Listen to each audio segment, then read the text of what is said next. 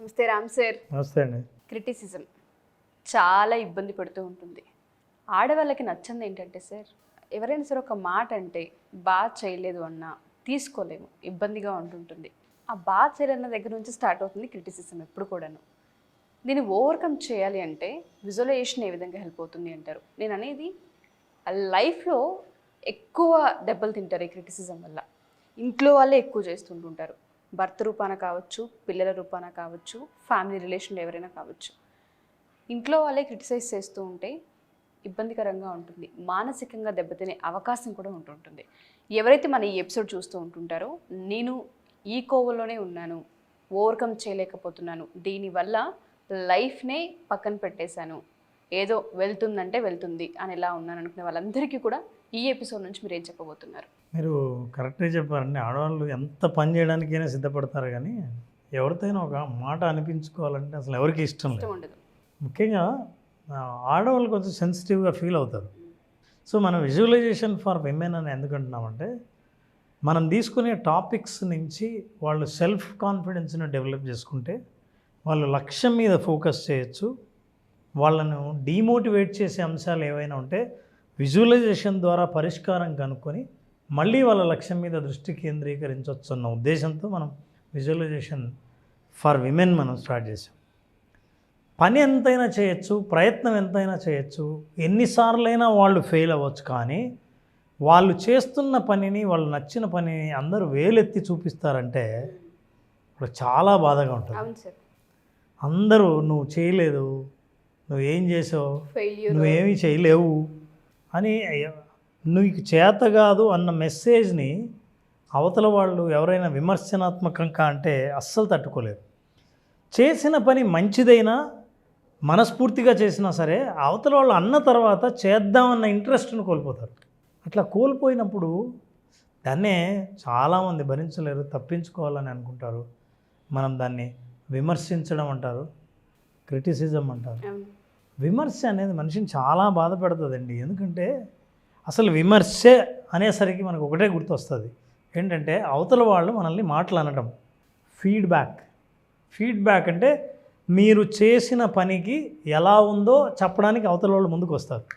చాలాసార్లు వాళ్ళ ముందుకు వస్తే చాలా బాగుందని చెప్పడానికి కాకపోవచ్చు, అది మీరు చేసిన దాంట్లో ఉన్న లోపాన్ని చెప్పడానికి కావచ్చు. So points out flaws or shortcomings, aiming to hurt or improve, ఇవి రెండు ఉన్నాయి. అంటే అవతల వాళ్ళు గమనించిన మీలో గమనించిన లోపాలని అవతల వాళ్ళు మిమ్మల్ని బాధ పెట్టడానికి కానీ ఇంప్రూవ్ చేయడానికి కానీ చెప్పచ్చు. అయితే బాధ పెట్టడానికి చెప్పినప్పుడు ఖచ్చితంగా బాధపడతారు. ఇంప్రూవ్ చేయడానికి చెప్పినా అవతల వాళ్ళు రిసీవ్ చేసుకున్న వాళ్ళు సరిగ్గా రిసీవ్ చేసుకోకపోతే అది బాధ పెట్టడానికే అని బాధపడతారు. మనము చేసిన పనికి అవతల వాళ్ళ స్పందన విమర్శ అంటే, అందులో చేసిన పనిలో లోపం ఎతకడం కావచ్చు, చేసిన పనిని మెచ్చుకోవడం కావచ్చు. చాలాసార్లు అవతల వాళ్ళు మాట్లాడుతుంటే అది మనల్ని నొప్పించడానికి అని ఫీల్ అవుతాం. అర్థమవుతుంది. అయితే ఈ విమర్శలో రెండు రకాలు ఉన్నాయి. ఒకటంటే కన్స్ట్రక్టివ్ క్రిటిసిజం అంటారు. అంటే మనల్ని మెచ్చుకోవడానికి, మనం డెవలప్ కావడానికి, మనం నేర్చుకోవడానికి ఉపయోగపడే విమర్శ. మీతో చెప్పిన తర్వాత చాలా బాగా పాడారు.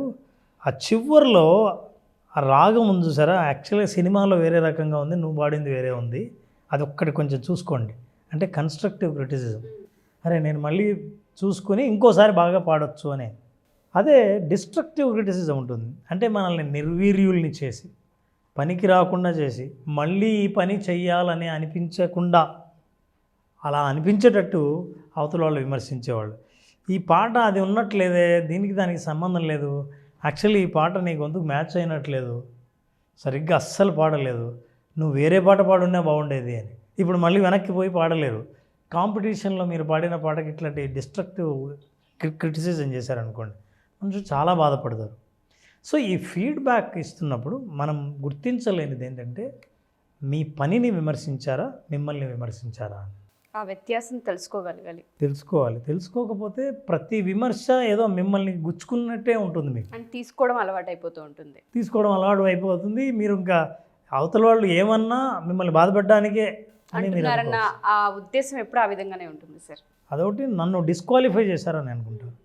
మనిషి సంఘజీవి అండి. అవతల వాళ్ళు నన్ను కలుపుకోవాలని అనుకుంటారు. విమర్శించారంటే కలుపుకోలేదని భావిస్తారు. అందుకే విమర్శ బాధ పెడతారు. సో ఈ ఫీడ్బ్యాక్లో లుక్ అట్ దిస్. ఈవిడ్ని చూస్తే సైనా నెహ్వాల్, ఈవిడ ఎదుర్కొన్న విమర్శలు మామూలు విమర్శలు కాదు. ప్రతి ఒక్కరు ఏమనంటే నువ్వు ఆట మార్చాలి, అస్సలు నీ ఎనర్జీ సరిపోవట్లేదు, నీ స్టైల్ మర్చిపో, నువ్వు కొత్త స్టైల్ నేర్చుకో, పైగా నువ్వు ఆడుతున్నప్పుడు మామూలుగా ఒక ప్లేయర్ ఆడుతున్నట్టు, ఇంటర్నేషనల్ ప్లేయర్ ఆడుతున్నట్టు లేదే, నీ హైట్ సరిపోలేదు, ఇలా రకరకాలుగా విమర్శించారు. పైగా అప్పుడప్పుడు ఏదైనా ఫ్రస్ట్రేషన్, కోపం వస్తే ఇట్లా ఫ్రస్ట్రేషన్ చూపించకూడదు, కోపం ఉంటే అసలు నువ్వు పైకి రావు అని మనిషి ఒక్క అడుగు కూడా ముందుకు వేయకుండా ఉండేంతగా విమర్శించారు. ఉక్కిరిబిక్కిరి అవ్వకుండా చేస్తుంటుంటారు. అయినా సరే గట్టిగా నిలబడి ఎన్నో టైటిల్స్ని, అవార్డులను గెలుచుకొని నిలబడిన ఆటగాళ్ళలో సైనా నెహ్వాల్ ఒకరు. అంతేకాదు, మనకు బాగా తెలిసిన ఎంతోమంది మన చుట్టుపక్కలే ఉన్నారు. ముఖ్యంగా పాపులర్ అయిన బాలీవుడ్ యాక్ట్రెస్ దీపికా పడుకోన్. ఈవిడ ఓపెన్గా మాట్లాడడం, ఆడవాళ్ళు ఎదుర్కొనే మానసికమైన సమస్యల గురించి ఓపెన్గా మాట్లాడడం అందరూ విమర్శించారు. ఏంటి నువ్వు, నీకు డిప్రెషన్ వచ్చిందని డిప్రెషన్లోకి వెళ్ళావని అని అన్నారు. సినిమాల్లోకి వచ్చిన కొత్తలో నీ మొహం అసలు సినిమాలకు సరిపోదని అన్నారు. యాక్టింగ్ అసలు రాదన్నారు. నువ్వు అటు టెన్నిస్కు దేనికి పనికి రాకుండా పోయావు అన్నారు. ఆవిడ డిప్రెషన్ ఫీల్ అయితే చాలామంది ఇట్లాంటి సమస్యలు ఎదుర్కొంటే ఎవరికీ కనిపించకుండా గదిలో ఉండి బాధపడతారు. తను బయటకు వచ్చి ఏ ఆడవాళ్ళైనా సరే ఒక లక్ష్యాన్ని చేరుకోవాలని ప్రయత్నిస్తున్నప్పుడు ఎవరైనా విమర్శించినా సరే ధైర్యంగా మీరు ముందుకు అడుగు వేయకపోతే ఏమీ సాధించలేరు. ఇవాళ most popular and busiest actress Deepika Padukone. వీళ్ళిద్దరూ ఇన్ని విమర్శలున్నా ఎదుర్కోవడానికి కారణం ఏంటంటే వాళ్ళు నమ్మే ఫిలాసఫీ వేరు. వాళ్ళు ఏం నమ్ముతారంటే whatever you do, good or bad, people will always have something negative to say. ఏదో ఒకటి మిమ్మల్ని అంటూనే ఉంటారు, అది మాత్రం గ్యారంటీ. నువ్వు మంచి చేయి, చెడు చేయి. మంచి చేస్తే అది మంచి కాదు అనడానికి, చెడు చేస్తే అది చెడు అని అనడానికి. కాబట్టి నువ్వు ఏం చేయకుండా ఉంటే ఎవరు అనుకోవద్దు. అలా కూడా అంటారు. నువ్వేం చేయట్లేదని కూడా అంటారు. దానికి కూడా అన్నారు అసలు నిన్ను ఎవరు విమర్శించకూడదంటే, వాళ్ళు నమ్మేది అసలు ఎవరు నిన్ను విమర్శించకూడదంటే ఏ పని చేయకుండా ఉండడం మంచిది. అసలు ఎవరికి నువ్వు ప్రపంచానికి తెలియదు, నిన్ను విమర్శించరు అంటే నువ్వేం డెవలప్ కాకుండా ఉండిపోతావు.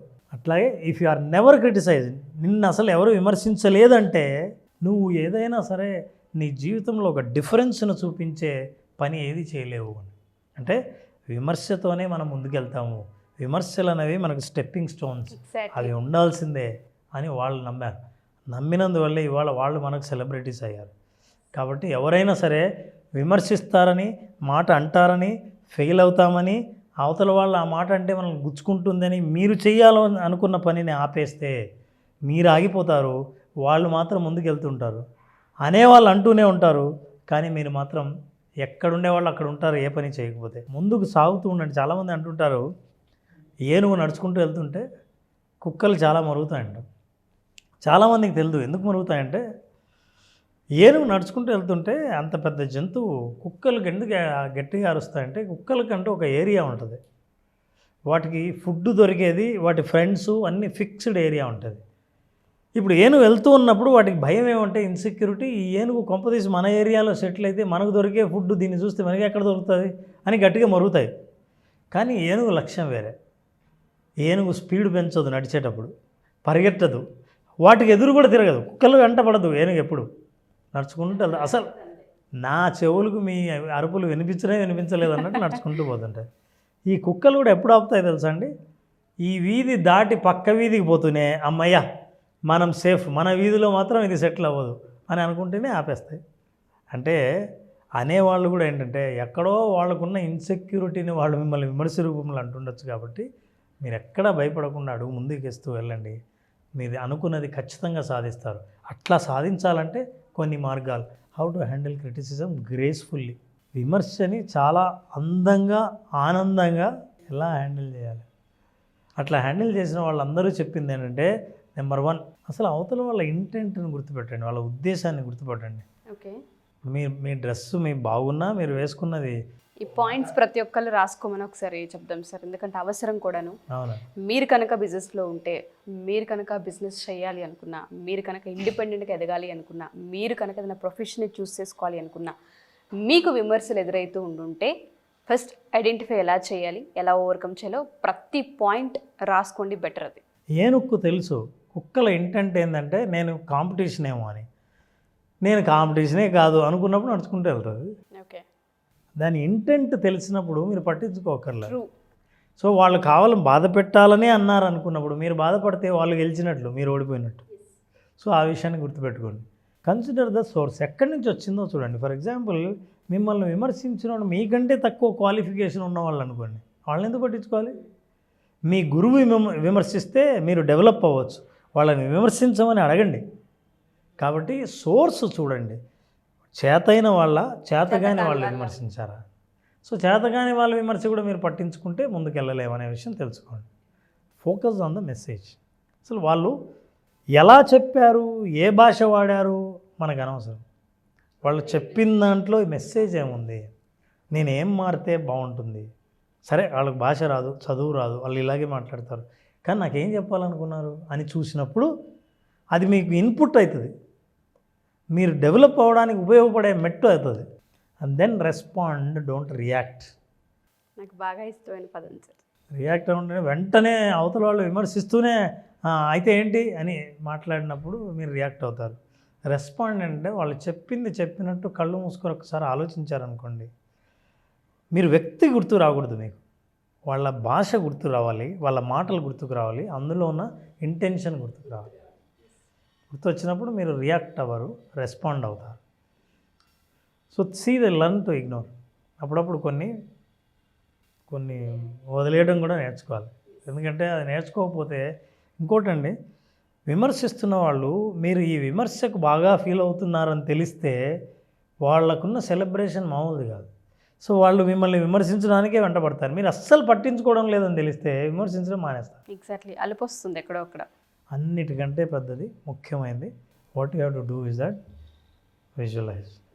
వాట్ యూ విజువలైజ్, మీరు చెయ్యాలనుకున్న పనిని అద్భుతంగా చేస్తున్నట్టు, అద్భుతంగా చేస్తుంటే ఎవరెవరైతే విమర్శిస్తున్నారో వాళ్ళని మీ ఎదురుగా కూర్చుని 2 చేతులతో మీకు చప్పట్లు కొడుతున్నట్టు విజువలైజ్ చేసుకో. ఎవరైతే విమర్శించారో, ఏ నోళ్ళైతే మిమ్మల్ని తెగిడాయో అవే పొగుడుతున్నట్టుగా మీరు విజువలైజ్ చేసుకోండి. మీరు ఏ పాట అయితే పాడారో, ఏ ప్రసంగం అయితే ఇచ్చారో, ఏ బిజినెస్ అయితే స్టార్ట్ చేశారో, ఆ బిజినెస్ని మీరు స్టార్ట్ చేసి సక్సెస్ఫుల్ అయితే వీళ్ళు చప్పట్లు కొడితే ఎలా ఉంటారో ఒక్కసారి విజువలైజ్ చేసుకోండి. అది మహాధైర్యాన్ని ఇస్తుంది. ఎంత ధైర్యాన్ని ఇస్తుందంటే మీరు ఈ విజువలైజేషన్ తర్వాత ఇలా ఫీల్ అవుతారు. ఎప్పుడు ఈ ఫోటో చూసిన ప్రతిసారి మంచి కిక్ వస్తూ ఉంటుంది సార్, తెలియకుండానే ధైర్యం వస్తూ ఉంటుంది. చాలామంది ఆడవాళ్ళకు ఉంటుంది ఫినాన్షియల్లీ ఇండిపెండెంట్ అవ్వాలి అని. చాలామంది ఆడపిల్లలతో నేను ఈ మధ్యకాలంలో ఎంతోమందితో ట్రావెల్ అయ్యాను, ఎంతోమందితో ట్రావెల్ అవుతూనే ఉన్నాను. ఎందుకు ఇన్ని ఇయర్స్ తర్వాత బిజినెస్ పెట్టాలని ఆలోచన వచ్చింది మీకు, ఎందుకు ఇటువైపు టర్న్ అయ్యారు అన్నప్పుడు ప్రతి ఒక్క ఆడపిల్ల మాట్లాడే ఫీడ్బ్యాక్ నేను వింటాను సార్. చిన్న వయసులో పెళ్ళిళ్ళు అయ్యాయి, 15 ఏళ్ళు వెనక్కి తిరిగి చూసుకుంటే ఏమీ లేదు, ఇప్పుడు ఏదో ఒకటి సాధించాలి చెయ్యాలి అని మాకుంది, అందుకే మేము ఫ్యాషన్ ఇండస్ట్రీలో వచ్చి నేర్చుకోవడం కావచ్చు, డిజైనింగ్ సంబంధించి నేర్చుకోవడం కావచ్చు, ఫ్యాబ్రిక్ సంబంధించి నేర్చుకోవడం, మేకప్ కావచ్చు, ఇలా రకరకాలుగా ఏదో ఒకటి మేము కూడా నేర్చుకొని డబ్బులు సంపాదించాలి, ఫస్ట్ చేతి వృత్తి ఏదో ఒక వృత్తి మా చేతిలో ఉండాలి, మేము ఇండిపెండెంట్ అవ్వాలి, మేము ఖాళీగా ఇంట్లో కూర్చోలేమనే ఆడవాళ్ళు చాలామంది ఉంటుంటారు. బట్ అలాంటి వాళ్ళకి ఎక్కడో ఆగిపోతారు, వాళ్ళకి గోల్ సెట్టింగ్ రాదు. అంటే బయటికి వెళ్ళడం ఎలా, అసలు గోల్ని ఎలా క్లియర్గా సెట్ చేసుకోవాలన్న పాయింట్ మీద వాళ్ళకి అవగాహన ఉండదు. మన విజువలైజేషన్ ఫర్ ఉమెన్ ఏ విధంగా వాళ్ళకి హెల్ప్ అవుతుంది అంటారు? మన క్లాసెస్ ఎప్పుడు ఉండే అవకాశం ఉంటుంది రామ్ సార్? కొన్ని మన సెషన్స్లో కూడా చెప్పడం జరిగిందండి. బిజినెస్ పెట్టాలంటే కూడా ఒక ఐడియాను బిజినెస్ ఎలా తీసుకెళ్ళాలి అనే విషయాన్ని కూడా మనం చెప్పాం. అవును, ఆ బిజినెస్ పెట్టి ఆర్థిక స్వాతంత్రాన్ని సాధించడానికి, గోల్ సెట్ చేయడానికి కావాల్సిన మెంటల్ ప్రిపరేషన్ గురించి ఇప్పుడు మాట్లాడాం. సో విజువలైజేషన్ ఫర్ విమెన్, ప్రత్యేకంగా విమెన్ కంటే వాళ్ళు లైఫ్లో ముందుకు వచ్చి ఆత్మవిశ్వాసంతో జీవిస్తూ వాళ్ళ పిల్లల ముందు కానీ కుటుంబ సభ్యుల ముందు కానీ తలెత్తుకొని జీవించడానికి అవసరమైన విజువలైజేషన్ని అందించడానికి జూలై 25th నుంచి సెషన్స్ స్టార్ట్ చేస్తాం. జూలై 25th సో జూలై 25వ తేదీ నుంచి జరిగే 5 రోజుల పాటు జరిగే సెషన్లో డెఫినెట్గా విమెన్ ఈ ప్రోగ్రాం పూర్తిగా అటెండ్ అవుతే తన గురించి తానే కొత్తగా తెలుసుకునే అవకాశాలు చాలా ఇందులో కనిపిస్తాయి. తప్పకుండా సార్. ఇందులో ఒక్కొక్క ఎపిసోడ్ ఒక్కొక్క రోజు నుంచి వాళ్ళు చేసే హోంవర్కే వాళ్ళని కంప్లీట్గా వాళ్ళ క్లియర్ పిక్చర్ని తీసుకొస్తుంది, మైండ్ సెట్ని మార్చేస్తుంది, క్లియర్ పిక్చర్ జీవితం గురించి అవగాహన కల్పిస్తుంది. సో అదే లక్ష్యంతో మనం స్టార్ట్ చేసాం. జూలై 25th నుంచి విమెన్ ఫర్ విజువలైజేషన్. డెఫినెట్గా సార్. చాలామంది ఆడవాళ్ళకి ప్రతి ఒక్కరికి నేను చెప్పేది ఒకటే, మా ఈ ఎపిసోడ్ మీ దాకా వచ్చింది అంటే యూనివర్స్ మీకు ఒక హింట్ ఇస్తుంది అని అర్థం. ఖచ్చితంగా వెయిట్ చేస్తూ ఉంటుంటారు, ధైర్యం సరిపోదు, ఇన్వెస్ట్మెంట్ ఉండదు, ఐడియా ఉండదు, ఎలా వెళ్ళాలో తెలీదు, సపోర్ట్ జరగదు, చాలా కారణాలు ఉంటూ ఉంటాయి. యాజ్ ఏ ఉమెన్గా నాకు కూడా తెలుసు ప్రాబ్లమ్స్ ఏ విధంగా ఉంటాయని. వాటన్నిటిని క్రాస్ చేసి ఒక స్టెప్, ఒక అడుగు ముందుకు వేయాలి అంటే మీకు ఇంత పెద్ద ఆపర్చునిటీ మళ్ళీ వచ్చే అవకాశం ఉండదు. జూలై 25th ప్రతి ఒక్కళ్ళ జీవితాల్లో రెండో ఫేస్ని చూపించే అవకాశం ఉంది. సో తప్పకుండా మీరు జాయిన్ అవ్వండి. కింద స్క్రోల్ అవుతున్న కాంటాక్ట్ నెంబర్ని కాంటాక్ట్ చేస్తే రామ్ గారి టీం మీకు పూర్తి వివరాలను అందిస్తారు. Thank you so much Ram sir. చాలామంది ఉమెన్స్ని ఇన్స్పైర్ చేసి బయటికి తీసుకొచ్చి ఒక చక్కటి ప్రోగ్రామ్ని ఇంట్రడ్యూస్ చేసినందుకు thank you sir. Thank you very much. Suman టీవీలో మీ పర్సనల్ అండ్ బిజినెస్ ప్రమోషన్స్ కోసం కింది నెంబర్కి కాంటాక్ట్ చేయండి.